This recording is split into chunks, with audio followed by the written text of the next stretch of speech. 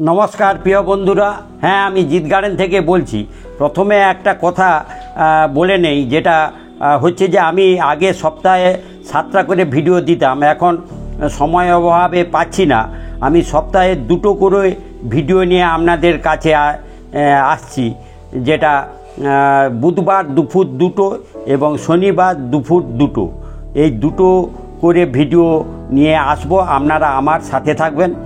আর আজকে শনিবার যে ভিডিওটা নিয়ে আপনাদের সাথে এসেছি সেটা হলো, দেখছেন আমার 20 ইঞ্চি একটা জলের ড্রামে সাদা জামকুল গত বছর শেয়ার করেছিলাম, 10টা কুল হয়েছিল। এবছর গাছে ফুল জাঁকিয়ে এসেছে। কি উল্লেখযোগ্য পরিচর্যা করলাম যাতে এত কুঁড়ি এসেছে। কুঁড়ি যদি আসে তাহলে ফল হওয়ার সম্ভাবনা বেশি হবে। তাই এবারে আশা করছি 10-এর 10 গুণ, অর্থাৎ 100 বেশি কুল আমি নিশ্চিত এই একটা গাছ থেকে পাবো।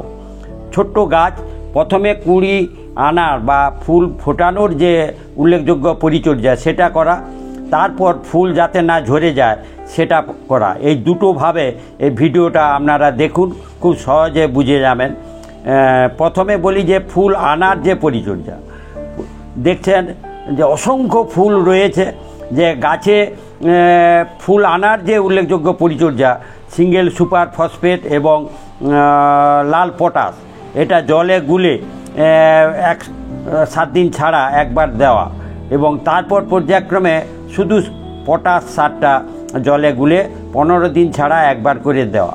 এইটা করলে আপনার গাছে ফসফেট আর পটাশের অভাব হবে না। আর ফসফেট পটাশ কুঁড়ি বা ফুল আনতে সাহায্য করে, তাই এত গাছে ফুল এসেছে। ফুল হলে পলিনেশন হবে নিশ্চয়ই, এবং কুল গাছে ফুলের সংখ্যাটা সবসময় অনেক বেশি বেশি হয় এবং প্রায় 95% ঝরে যাবে, কিন্তু ওই 5% থাকলেও যথেষ্ট থাকবে, কিন্তু একেবারে না থাকাটা ঠিক নয়। ফুল যাতে না ঝরে যায় তারও উল্লেখযোগ্য পরিচর্যা আছে।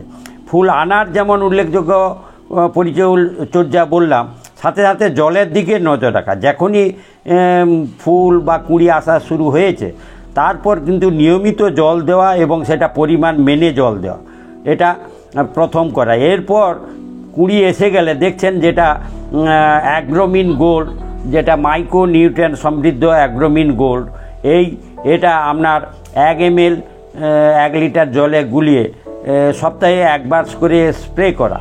যদি এটা করে থাকেন তাহলে কি হবে না, ফুলের যে এটা আকার আকৃতি ভালো হবে ফুলের, এবং সাথে সাথে ফুল ঝরে যাওয়ার বিষয়টা কমবে। কারণ ম্যাক্রো যেমন মাটিতে রয়েছে, গাছ শেকড় দিয়ে নিচ্ছে, ঠিক একইভাবে মাইক্রো নিউট্রিয়েন্টের ঘাটতি ঘটলে, বিশেষ করে বোরন বা জিঙ্ক এইগুলো যদি ঘাটতি ঘটে তাহলে কিন্তু ফুল এলেও ফল হওয়ার সম্ভাবনাটা কমে যায়।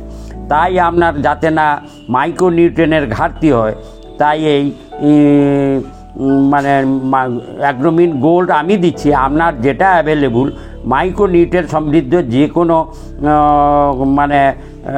ঔষধ আপনি স্প্রে করবেন সপ্তাহে একবার করে।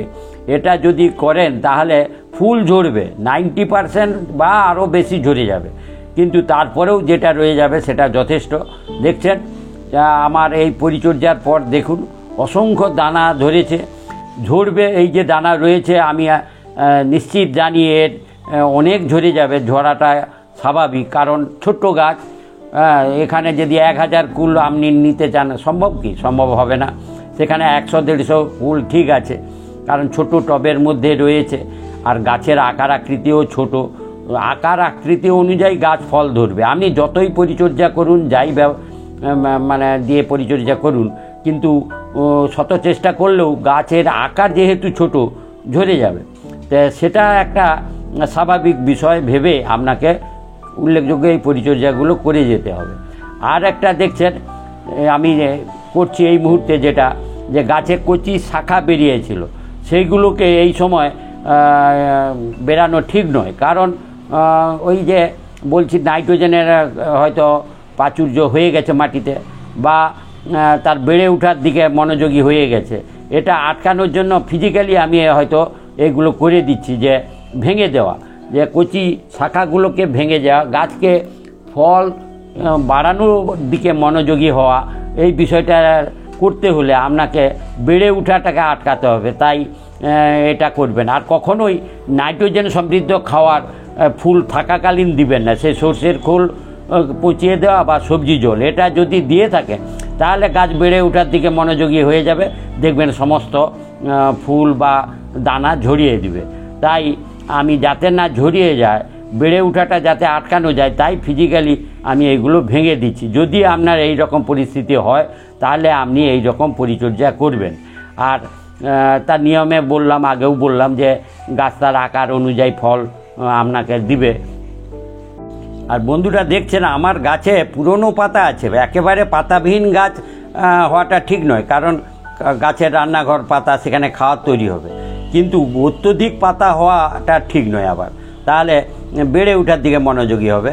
পুরনো পাতা নিশ্চিত থাকবে, কিন্তু নূতন কচি পাতা এলে সেগুলোকে এইভাবে কমিয়ে দেওয়া বা পরিচর্যার একটা অঙ্গ হিসাবে ধরতে পারে। দেখছেন আমার দানা অলরেডি যেগুলো সেট হয়ে গিয়েছে, সেই রকম কিছু ভিডিও এই মুহূর্তে দেখছেন। যে আপনারাও এইভাবে পরিচর্যা করুন, পরে আপডেট নিয়ে আপনাদের সঙ্গে শেয়ার করব। আর যদি এই রকম সমস্যাগুলো থাকে সেগুলো সমাধান এইভাবে করুন। আর জলের দিকে নজর রাখুন, জল কখনো ঘাটতি করা যাবে না, এটাই বলছি। না, ফুল ফল গাছে থাকলে জল সবসময় দেওয়া, একটা নির্দিষ্ট পরিমাণে দেওয়া এবং ঘাটতি না করা, এটার দিকে নজর রাখুন। স্বাভাবিক নিয়মে আপনার কুলের সংখ্যা আপনি পাবেন। আর এইভাবে আপনারা আমার সাথে থাকুন। ভিডিওটা ভালো লাগলে আবার বুধবার দুপুর 2টো ভিডিও পাওয়ার জন্য, নতুন ভিডিও পাওয়ার জন্য সাবস্ক্রাইব করবেন। ধন্যবাদ বন্ধুরা।